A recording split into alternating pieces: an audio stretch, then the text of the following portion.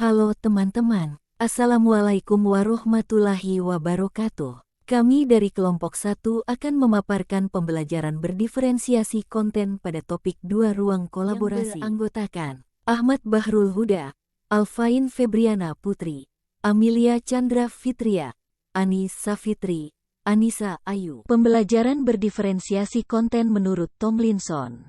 Pembelajaran berdiferensiasi adalah proses belajar mengajar di mana peserta didik dapat mempelajari materi pelajaran sesuai dengan kemampuan, apa yang disukai, dan sesuai dengan kebutuhannya masing-masing sehingga mereka tidak frustasi dan merasa gagal dalam pengalaman belajarnya. Selanjutnya tujuan berdiferensiasi konten yaitu memastikan semua siswa, termasuk yang memiliki tingkat kemampuan yang beragam, memiliki kesempatan belajar secara efektif. Pembelajaran berdiferensiasi memiliki 4 aspek yaitu pertama aspek konten, kedua aspek proses, ketiga aspek produk, dan yang keempat aspek lingkungan belajar. Kali ini kita akan membahas mengenai salah satu aspek yaitu aspek konten. Yuk kita simak. Pada aspek konten dalam penerapan pembelajaran diferensiasi, seorang pengajar melakukan diferensiasi yang berkaitan dengan apa yang akan dipelajari peserta didik dalam proses pembelajaran.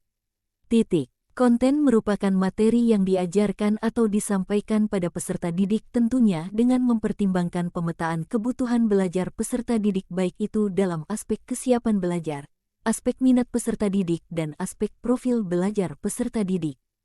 Pembelajaran berdiferensiasi konten terdiri dari kesiapan belajar, minat, dan profil belajar. Contoh pembelajaran berdiferensiasi konten berdasarkan kesiapan belajar peserta didik. Seorang guru matematika di kelas 7 sedang mengajarkan tentang penanganan data dan statistik. Setelah melakukan analisis profil dan kebutuhan peserta didik, guru kemudian mendapati bahwa peserta didik dapat dibagi menjadi 3 kelompok. Kelompok pertama, yaitu peserta didik yang sudah memahami konsep dasar statistik seperti min, median, dan modus. Kelompok kedua, yaitu peserta didik yang masih perlu mengulangi pemahaman tentang min, median, dan modus. Kelompok ketiga, yaitu peserta didik yang sudah siap untuk diberi tantangan dalam penanganan data.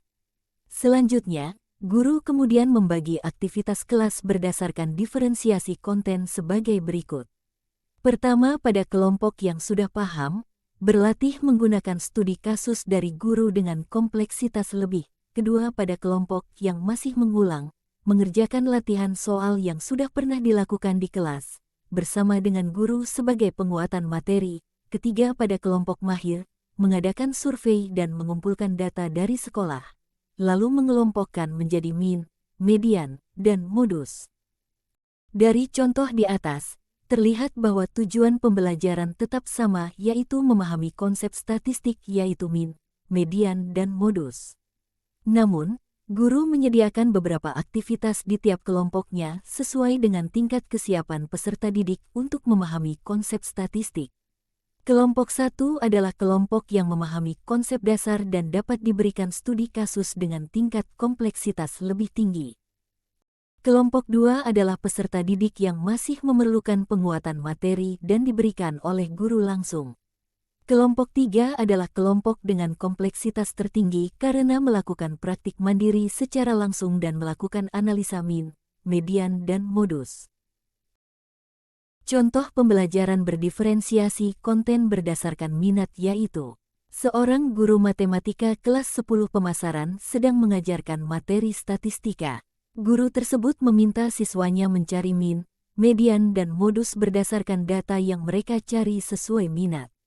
Misalnya, data penjualan alat tulis, data penjualan barang elektronik, data penjualan kosmetik, dan data penjualan pakaian.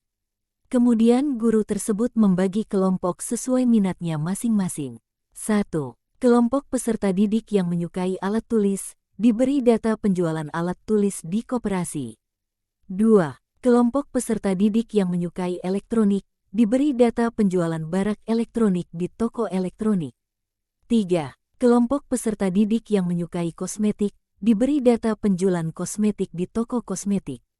4. Kelompok peserta didik yang menyukai fashion diberi data penjualan pakaian di toko pakaian. Contoh pembelajaran berdiferensiasi konten berdasarkan profil belajar.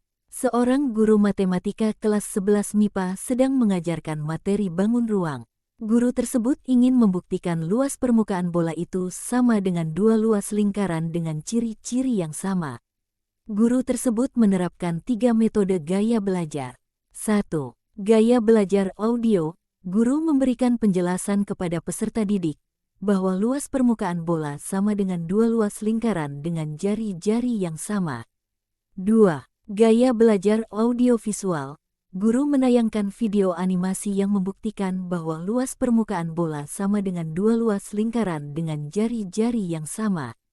3. Gaya belajar kinestetik. Guru meminta peserta didik untuk membuktikan bahwa luas permukaan bola sama dengan dua luas lingkaran dengan jari-jari yang sama dengan cara mempraktekkan sebuah bola plastik yang memiliki jari-jari 7 cm dipotong-potong permukaannya. Lalu ditempel di dua buah lingkaran yang memiliki jari-jari 7 cm. Maka terbukti bahwa luas permukaan bola sama dengan dua luas lingkaran dengan jari-jari yang sama. Selanjutnya, tips membuat pembelajaran dengan pendekatan konten. 1. Kontekstual. 2. Pembelajaran yang tidak to the point. 3. Konten yang lebih kecil. 4. Merancang pembelajaran pada pendekatan konten. 5. Apersepsi dalam kegiatan pembelajaran. 6. Mudah dipahami dan interaktif. Kesimpulan dari materi yang telah kami paparkan adalah guru harus memahami bahwa setiap peserta didik memiliki karakteristik yang berbeda. Dalam merancang pembelajaran, guru harus memetakan peserta didik berdasarkan kesiapan, minat, dan profil belajar. Tugas guru ialah membimbing peserta didik agar mereka dapat meraih kesuksesan hidup sesuai dengan potensi yang dimiliki masing-masing individu. Dengan hal ini, salah satunya adalah menerapkan atau mengimplementasikan pembelajaran berdiferensiasi konten. Sekian pemaparan dari kelompok kami, semoga dapat bermanfaat bagi kita semua. Wassalamualaikum warahmatullahi wabarakatuh.